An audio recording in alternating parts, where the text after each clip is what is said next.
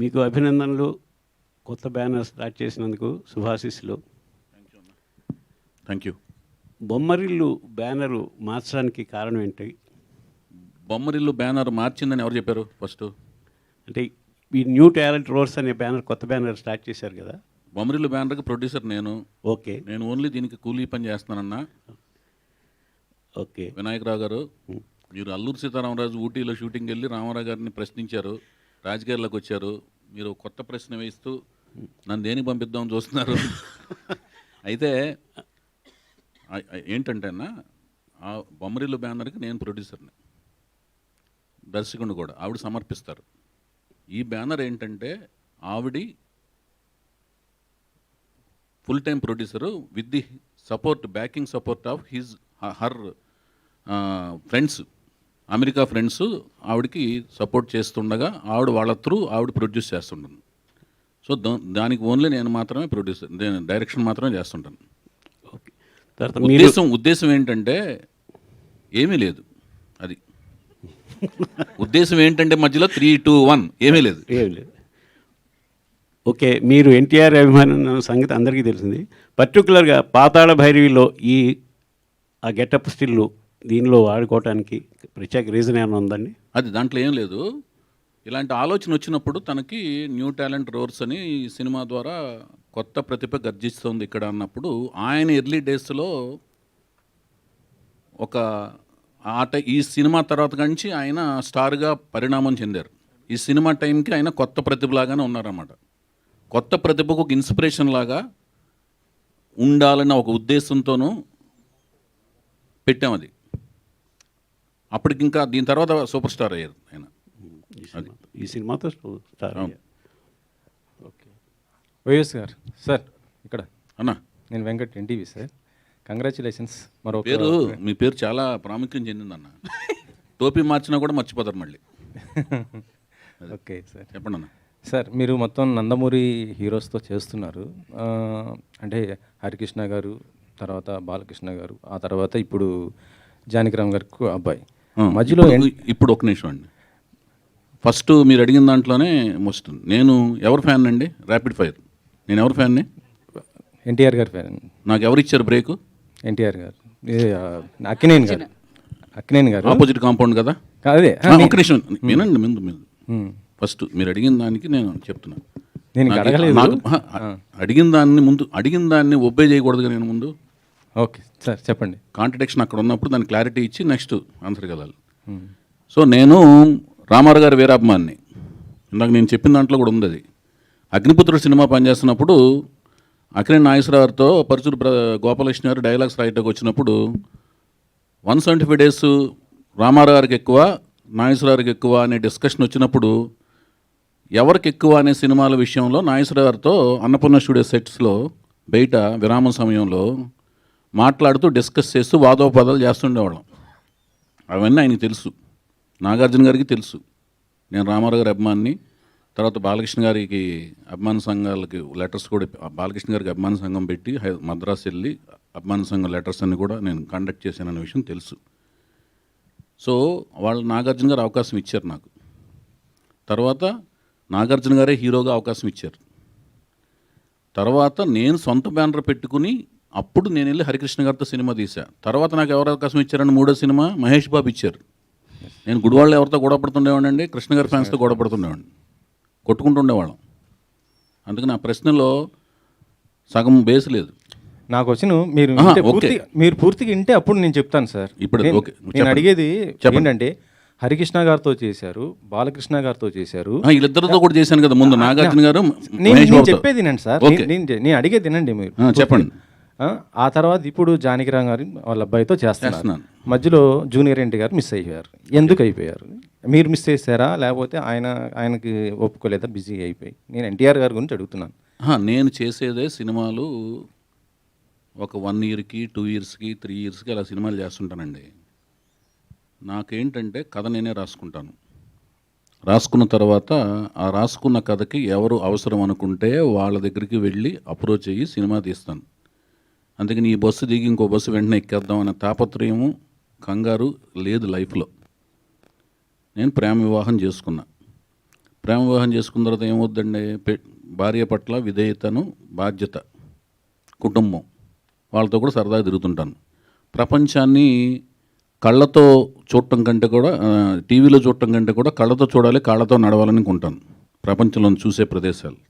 So అవన్నీ చూస్తూ ప్రపంచంలో అన్నీ తిరుగుతూ నేనే కథ రాసుకుని నేనే సినిమా తీసే ప్రాసెస్లో చాలామంది దగ్గరికి వెళ్ళే అవకాశం తక్కువ. కంటిన్యూటీ ఆఫ్ సినిమాలు చేస్తుంటేనే అందరి దగ్గరికి వెళ్ళాలి. ఇప్పుడు లాహిర్ లాగర్ అయిన వెంటనే నేను పెద్ద హీరోల దగ్గరికి వెళ్ళి ట్రై చేయొచ్చు. నేను వెంటనే ఎవరితో తీశానండి, సీతయ్య అని మళ్ళీ హరికృష్ణ గారితో తీశాను.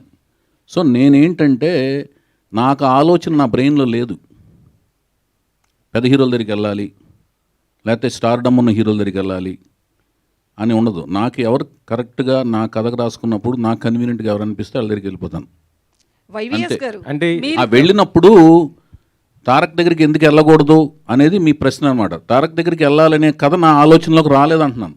కానీ వస్తే ఎన్టీఆర్ వెళ్తాను. గారికి ఇష్టమైన మనవడు జూనియర్ జూనియర్ ఎన్టీఆర్ ఎన్టీఆర్ కదా. కదా. సో మీకు ఎందుకు ఆ థాట్ రాలేదు? ఎన్టీఆర్ గారికి ఇష్టమైన మనవడు అని ఎవరు చెప్పారు? ఆయనే చెప్పారు, ఎవరు? బాలకృష్ణ. కాదు, అదే నేను ఒకటి చెప్తాను, అది రాసుకుని పెద్ద పారాగ్రాఫ్తో ప్రింట్ చేస్తారు రేపు పొద్దున.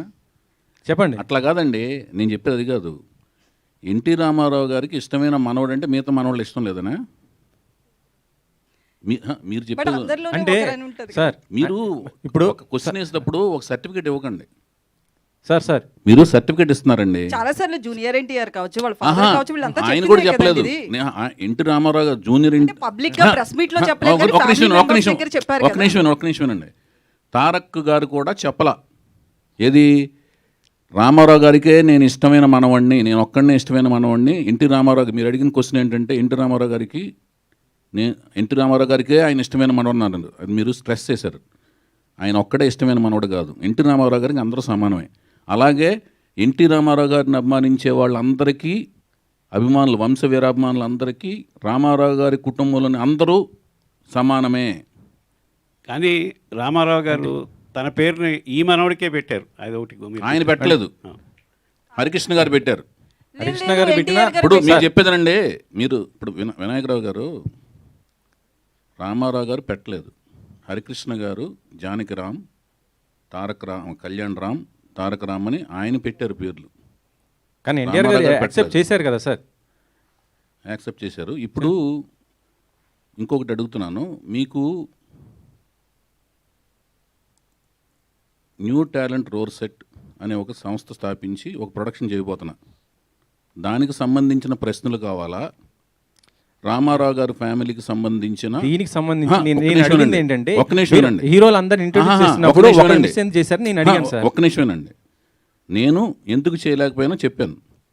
రామారావు గారి ఫ్యామిలీకి సంబంధించిన వాళ్ళ ఇంట్లోని సంబంధించిన కుటుంబానికి సంబంధించిన విషయాలు, దాంట్లో ఉన్న ఇండివిజువల్ డీటెయిల్స్ అవన్నీ మీకు కావాలంటేనేమో అది వేరే రకమైన డిస్కషన్ పెట్టుకుని దానికి సంబంధించిన వ్యక్తులు సమాధానాలు చెప్తారండి.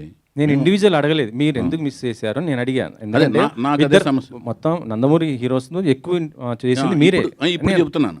అప్పుడు ఇంతవరకు రాలేదు, అది ఇంతవరకు అలాంటిది ఆలోచన రాలేదు. వచ్చినప్పుడు ఆయన దగ్గరికి వెళ్తాను, తీస్తాను, అది ఓకేనా. ఇప్పటివరకైతే రాలేదు. ఇప్పుడు నాకు ఈ సినిమా అలాంటి అవకాశం ఇచ్చి సక్సెస్ ఇచ్చి ఆ తర్వాత అలాంటి కథ వస్తే డెఫినెట్గా తీస్తాను. ఓకేనండి. ఓకే అండి.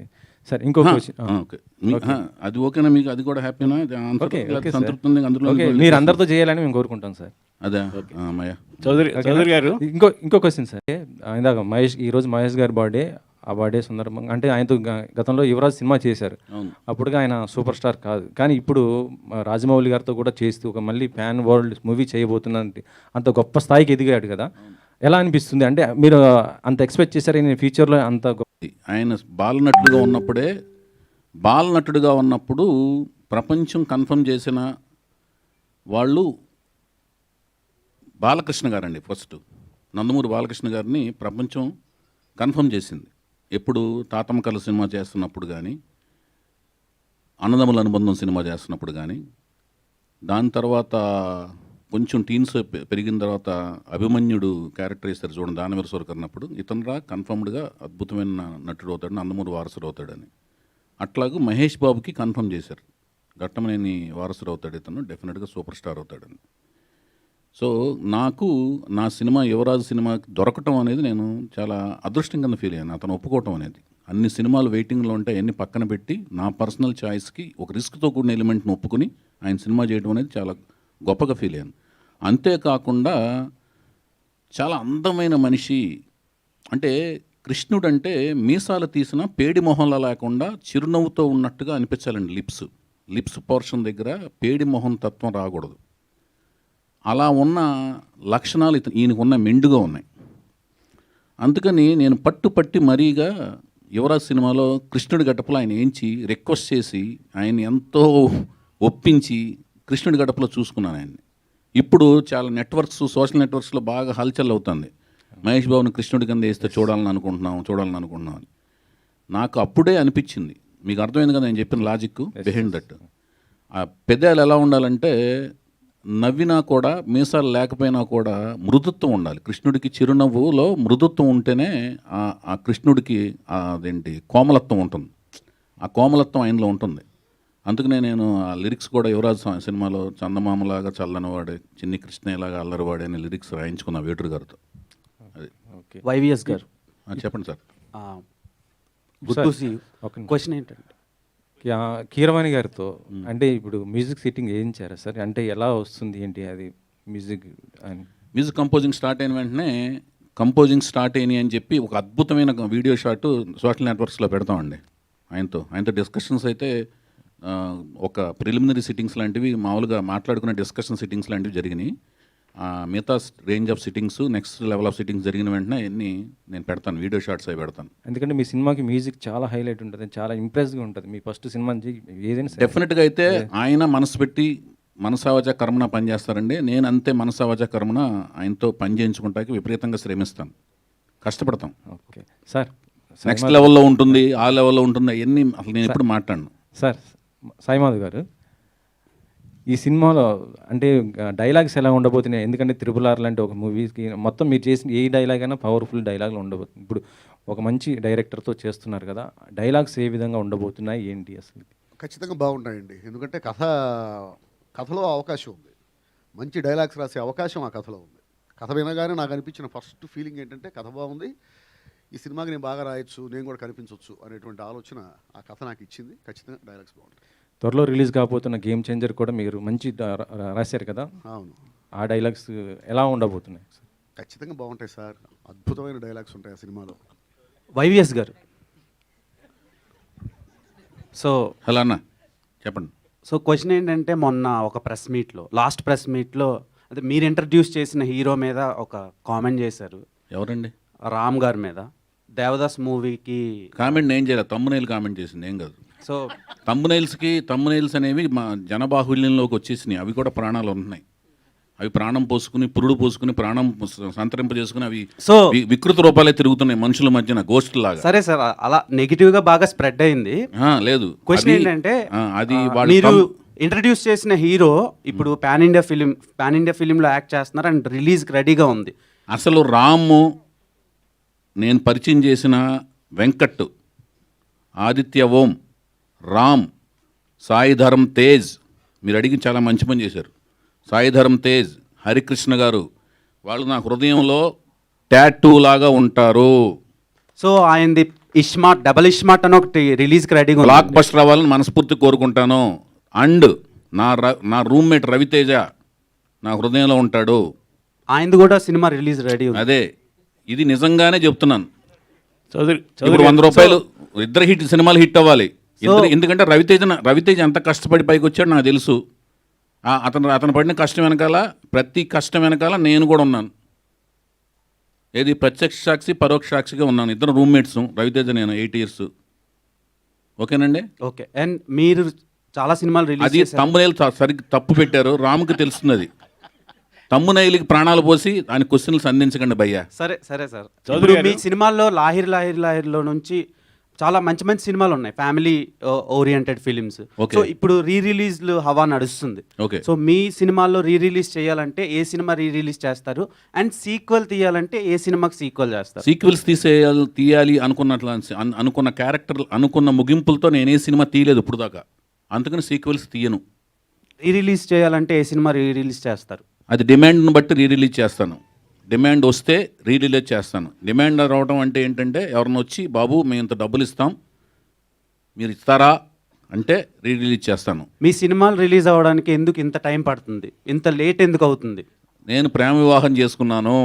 నా పేరు మీకు కనిపించేది వైవిఎస్ చౌదరి, కథా స్క్రీన్ ప్లే నిర్మాత దర్శకత్వం. ఓకే, తర్వాత నాకు కనిపించేది వినిపించేది వైవిఎస్ చౌదరి, ఎన్టీఆర్ వీరాభిమాని. ఈ రెండింటికి మధ్యన నా పేరు కుటుంబరావు. అర్థమైందా? కుటుంబంతో పాటు సరదాగా ప్రయాణిస్తుంటాను. సార్ ఫ్యామిలీ గురించి మాట్లాడుతున్నారు కాబట్టి ఒక క్వశ్చన్. ఆమె ప్రొడ్యూసరు న్యూ టాలెంట్ రోర్స్కి ఒక్క మాట ఆమెతో మాట్లాడించారా? ఇంట్లో కూడా ఇంతేనా మీరు? ఇంట్లో కెమెరా పెట్టి చూడండి ఒకసారి, లేకపోతే మీకు మారువేషం వేసుకుని ఒకరోజు ఒక ఇంట్లో ఎలా రావాలి మీరు?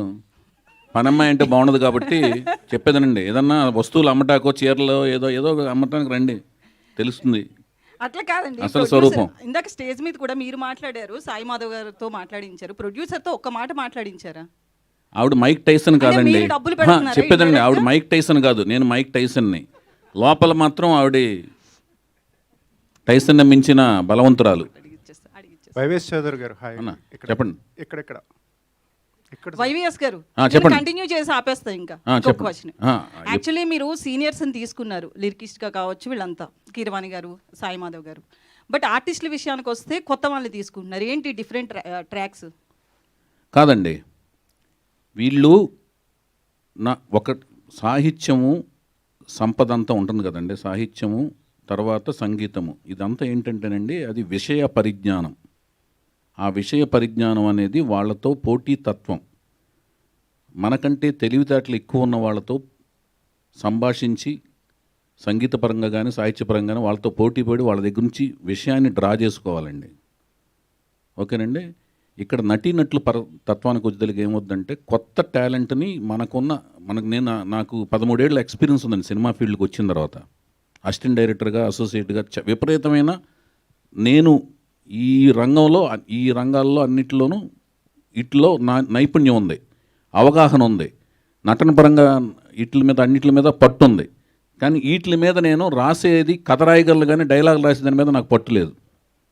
సంగీతపరంగా అవగాహన ఉంది కానీ సంగీతం చేసే అంత పట్టు లేదు. సాహిత్యపరంగా లిరిక్స్ పరంగా అవగాహన ఉంది కానీ చేయించుకోగలిగిన అవగాహన ఉంది కానీ రాయించుకోగలిగిన అవగాహన ఉంది కానీ దాని మీద పట్టు లేదు. నటన పరంగా మాత్రం నేను చేయించగలను, వాళ్ళు చేయకపోతే చేసి చూపించగలను, అందుకని వాళ్ళని తీసుకుంటున్నాను.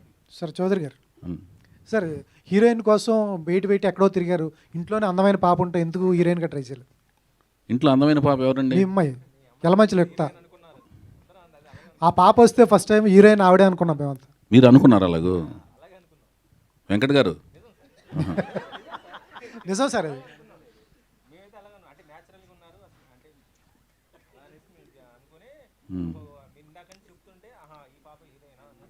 మీరు Q&A పెడితే కుంపట్లో పెడతారన్నమాట. మీరు హాయిగా జరుగుతున్న కుటుంబరావు ఇంట్లో కుంపట్లు పెట్టే మీ వెంకట్ గారు, మీ పేరేంటి భయ్యా?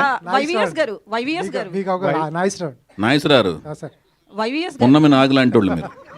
కాదు, హీరోయిన్ అయితే కుంపటి పెట్టినట్లా కాదండి, వాళ్ళ ఆలోచన వేరే ఉన్నప్పుడు ఇంకొక ఇన్సెక్ట్ని లోనకి దూర్చినట్టు అనమాట. అది వెళ్ళి తోలుస్తుంటుంది, అది కొత్త రకమైన కుంపటి.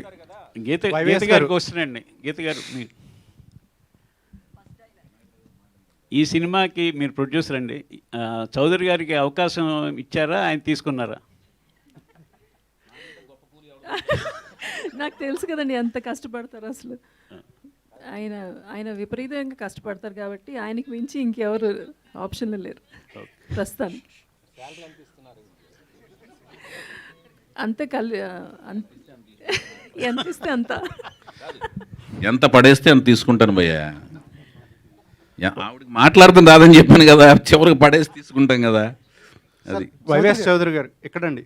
అన్నా, మీరు ఇప్పుడు విద్యారావు అని కొత్త అమ్మాయిని వీణారావు అమ్మాయిని పరిచయం చేస్తున్నారు. వీణారావు అయితే మీరు పీక్స్లో ఉన్నప్పుడు తెలుగు అమ్మాయిని పరిచయం చేయాలని చెప్పి ఎందుకు ట్రై చేయలేదు? అప్పుడు బాలీవుడ్ హీరోయిన్ల వైపు ఎందుకు వెళ్ళారు? పీక్ అనేది కొలమానం ఏంటి భయ్యా మీకు? అంటే వరుస ఆలోచనలా విజయాలా? వరుస విజయాలు. వరుస విజయాలు. విజయం అనేది ఆలోచనలు, మన ఆలోచనలు థియేటర్కి వచ్చిన 100 మందిలో 60 మందికి రీచ్ అయితే విజయం భయ్య, 40 మందికి మాత్రం రీచ్ అయితే అపజయం. అంతేగాని ఆలోచన సరళి అంటే థింకింగ్ ప్యాటర్న్ లేనప్పుడు కాదు. థింకింగ్ ప్యాటర్న్ చురుగ్గా ఉంది, మనం ఆలోచించింది రీచ్ కాలేదు అంటే ఏంటంటే దాని అర్థం ఏంటంటే మనం ఆలోచిస్తున్నామా లేదా, జడత్వం ఉందా లేదా అనేది మెయిన్. ఆలోచించాం, ఫెయిల్యూర్కి సక్సెస్కి ఫెయిల్యూర్కి ఒకే కృషి చేస్తాం. బేసిక్గా కృషి చేస్తున్నాడా ఇతను, లేజీ ఫీల్ అయిపోయాడా, బ్యాడ్ హ్యాబిట్స్కి ప్రో అయి ఉన్నాడా అనేది మెయిన్ అండి. ఫస్ట్ పీక్స్కి దానికి క్లారిఫికేషన్ ఇస్తున్నాను. ఇప్పుడు ఎందుకు అనిపించింది, అప్పుడు ఎందుకు అనిపించలేదంటే వరుసగా ఎప్పుడు ఒక మనిషి ఒకేలాగా ఆలోచించడు. ఒక టైం వరకు ఒకలాగా ఆలోచించిన తర్వాత ఆలోచనలో మార్పు వస్తుంది. ఎందుకు ఎప్పుడు మనం వీళ్ళనే ఎందుకు తీసుకోవాలి, మనం ఇలా తీసుకోవచ్చు కదా, అప్పుడైనా వచ్చినందుకు ఆనందపడాలి. కానీ ఇప్పుడు ఎందుకు వచ్చిందని క్వశ్చన్ చేస్తున్నారంటే మీరు క్వశ్చన్ చేయట్లేదు. అప్పుడు కాదు మీరు అడిగిన విధానం ఎలా ఉంది? అయితే ఇంకా కొత్త హీరోయిన్లు అంటే తెలుగు ఇప్పుడు సక్సెస్ చేయలేనని అపనమ్మకం మీకు ఏమైనా ఉందా? అలాగే సినిమా అయిన తర్వాత క్వశ్చన్ మీరు ఏదైనా కనపడినప్పుడు ఎక్కడ అడుగుపోయేది, ఎలాగైనా ఆ అమ్మాయి ప్రోడక్ట్ని ఎలాగైనా సక్సెస్ చేసి చూపిస్తా భయ్యా, అయితే ఆవిడని ఎలాగో సక్సెస్ చేసి చూపిస్తాను. ఓకే, మీ గురించి ఎప్పుడు ఒకటి ఉండేది ఏంటంటే అదొక విమర్శ అనుకోవచ్చు, లేకపోతే వేరే అభిప్రాయం అనుకోవచ్చు. నానుడి ఒకే కేటగిరీకి ఒకే వర్గానికి చెందిన హీరోలతో ఎక్కువగా సినిమాలు చేస్తారని చెప్పి అది ఎందుకుందో మరి అర్థం కావట్లేదు. నేను ఇప్పుడు నాగార్జున గారితో చేశాను, తర్వాత మహేష్ బాబుతో చేశాను. ఆయన వేరే అంటే మీరు చెప్పేది సామాజిక వర్గమా? అవునండి. మరి నేను మరి సాయిధరం తేజ్తో తీశాను కదా సినిమా. అదే ఒకళ్ళిద్దరు మించి సాయిధరం తేజ్ ఒకళ్ళిద్దరు అంటే ఇంకేం వర్గాలు ఉన్నాయి? ఏదైనా వర్గాలు తీసారంటే తీస్తాను. ఒక విమర్శ ఉంది కదా. కాదు, ఆదిత్యవం ఏం వర్గం? సామాజిక వర్గం. ఆదిత్యవం ఒక హీరో కదా అందులో, కాదా? అతను కాదా హీరో?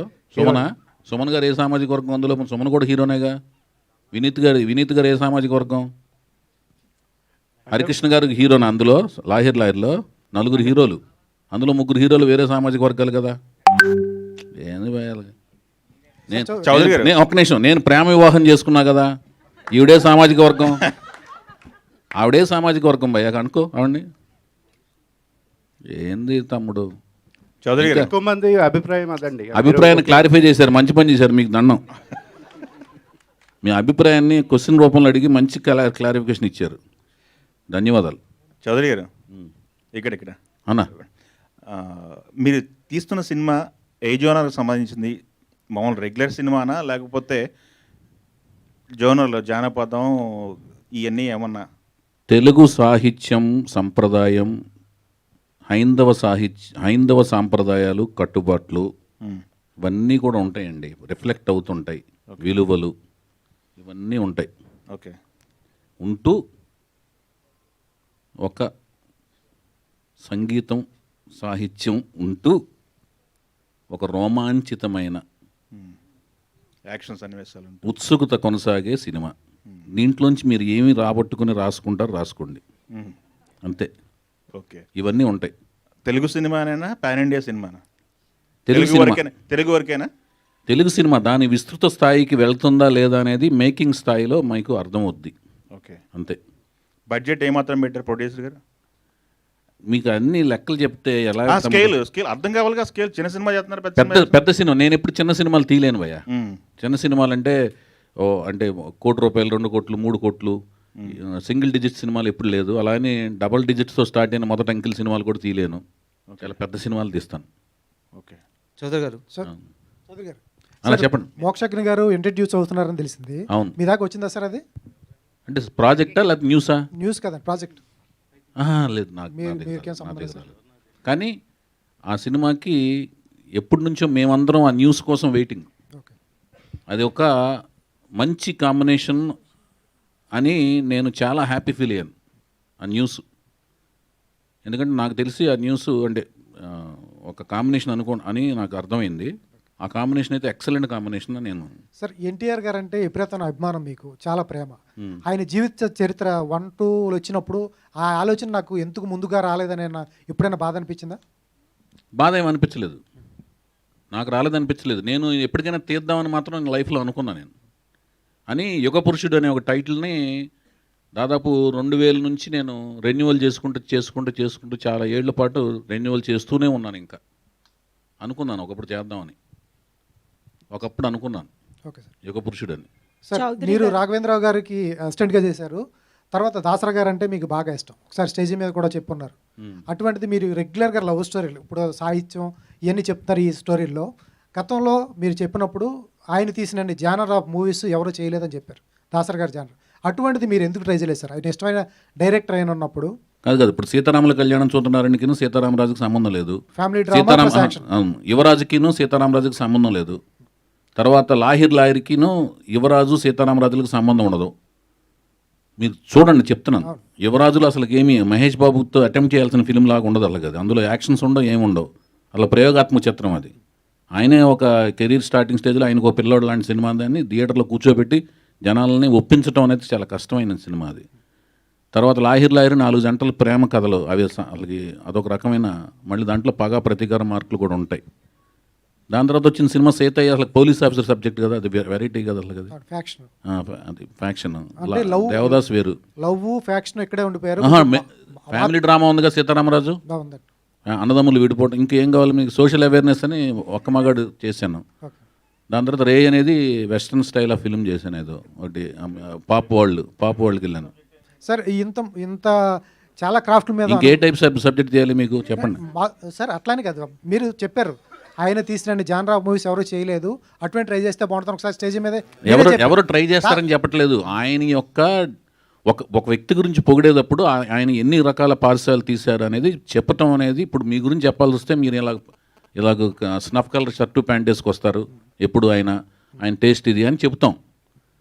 ఆయనలాగా నేను ప్రయత్నించలేదు, అలాంటి ప్యాంట్ షర్ట్ వేసుకొస్తానని దాని అర్థం కాదు. అది ఆయన యొక్క గొప్పతనం చెప్తాం. నా ఉద్దేశం అది. నా ఉద్దేశం ఏంటంటే, ఇష్టమైన దర్శకుడు అన్నారు కాబట్టి అమరాజీనామా కానీ సూర్యగడ్ లాంటి అటెంప్ట్. అదేనండి, అదే చెప్పేదండి. అది కాలం ప్రకారం మాకొచ్చిన ఐడియాలతో వెళ్ళగలం. ఏ ఇద్దరు వ్యక్తుల యొక్క మనస్తత్వాలు ఒకే రకంగా ఆలోచించవు. ఎందుకంటే మనం పుట్టి పెరిగిన కుటుంబ పరిస్థితులు, మనం చదివిన పుస్తకాలు, మనం కలిసిన స్నేహితులు, మనం ఎదిగిన కాలమాన పరిస్థితులు ఇంకొక వ్యక్తి కాలమాన పరిస్థితులు ఒకటేలాగా ఉండవు. ఒకే కుటుంబంలో పుట్టిన ఇద్దరు వ్యక్తుల మనస్తత్వాలు ఒకే రకంగా ఉండవండి. అందుకని ఒకేలాగా ఆలోచించలేము. కార్బన్ కాపీలు మెయింటైన్ అవ్వవు. అందుకని ఆదర్శం వేరును, ఎనాలిసిస్, ఒక వ్యక్తిని అనాలిసిస్ చేయడం వేరును, అతనిలాగా అనుకరించాలనుకుంటే అవ్వలేమంటున్నాను. నేనైతే డిఫరెంట్ జానర్స్ ట్రై చేశాను, కుదిరినంత వరకు చేశాను. చౌదరి గారు, హలో అండి. చౌదరి గారు, హాయ్ అండి. ఇక్కడ చౌదరి గారు, అయితే ఇప్పుడు నందమూరి ఫ్యామిలీ నుంచి తారక రామారావుని ఇంట్రడ్యూస్ చేస్తున్నారు కాబట్టి వర్క్ షాప్స్ ఏమైనా చేశారా? అబ్బాయి యాక్టింగ్ స్కిల్స్ అనేది మీరు ఎలాగో చూసుంటారు. వర్క్ షాప్స్ అనేది స్టార్ట్ చేస్తే ఎలా ఉన్నాయి తన స్కిల్స్? తను నేనేనండి, అన్నీ తానే అన్నట్టుగా ఆయనకి ఎక్కడో కొంత నేర్చుకున్నాడు. ఆయన నటన పరంగా కొంత ప్రాక్టీస్ చేశాడు. డ్యాన్స్ ఆయనకి పర్సనల్గా చిన్నప్పుడు ఏదో కొంత నేర్చుకున్నాడు. తర్వాత స్వయంగా తన డ్యాన్స్ బాగా స్వయంగా నేర్చుకున్నాడు. అన్ని అబ్జర్వ్ చేసి బాగా గ్రాహక శక్తి ఎక్కువ ఉంది ఆయనకి. చాలా బ్రహ్మాండంగా చేస్తాడు డ్యాన్సు. ఎక్సలెంట్ డాన్సరు చౌదరి గారు. ఆ డ్యాన్స్తో పాటు నేను ఈ 15 నెలల పాటు 15 నెలలు దాదాపు లాస్ట్ ఇయర్ March 27న సూత్రప్రాయంగా ఓకే అయితే April 27న నేను అతన్ని చూడటం జరిగింది. అప్పటి నుంచి 15 నెలల పాటు కోచింగ్ ఇచ్చాను. ఎక్సలెంట్గా తను డాన్స్ చేయగలడు, యాక్టింగ్, అన్ని రకాల ఎమోషన్స్ని పండించగలడు. అది మీరు లాస్ట్ ప్రెస్ మీట్లో చెప్పారు, ఐస్ చాలా బాగా డిస్క్రైబ్ చేశారు. అంటే యాక్టింగ్ లో కూడా అవి ఉండబోతున్నాయి అనేది మీరు కళ్ళతో అభినయించగలడు అతను. సాయి మాధవ్ గారు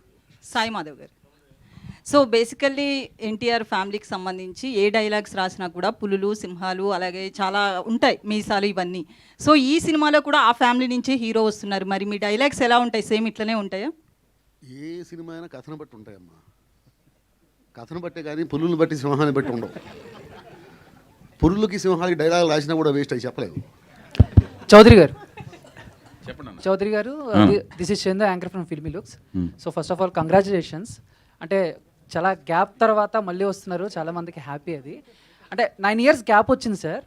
ఈ 9 years గ్యాప్లో ఇండస్ట్రీ కూడా చాలా చేంజ్ అయింది. 24 క్రాఫ్ట్స్లో కూడా చాలా డెవలప్ అయింది అండ్ ఇండస్ట్రీ కూడా ప్రపంచానికి తెలిసింది. అండ్ మీ సినిమాల నుంచి కానీ ఈ 9 ఇయర్స్లో వచ్చిన సినిమాల నుంచి కానీ ఇండస్ట్రీలో ఈ గ్యాప్ టైంలో మీరు ఇంకెక్కువ ఏమైనా తెలుసుకోవడానికి ఎక్కువగా ఏమైనా నేర్చుకోవడానికి ఏమైనా ప్రయత్నించారా? నిరంతరం స్టడీ చేస్తున్నాను భయ్యా, నిరంతరం స్టడీ చేస్తున్నాను. నా వెనకాల కెమెరా పెట్టుంటే మీకు అర్థమయ్యేది.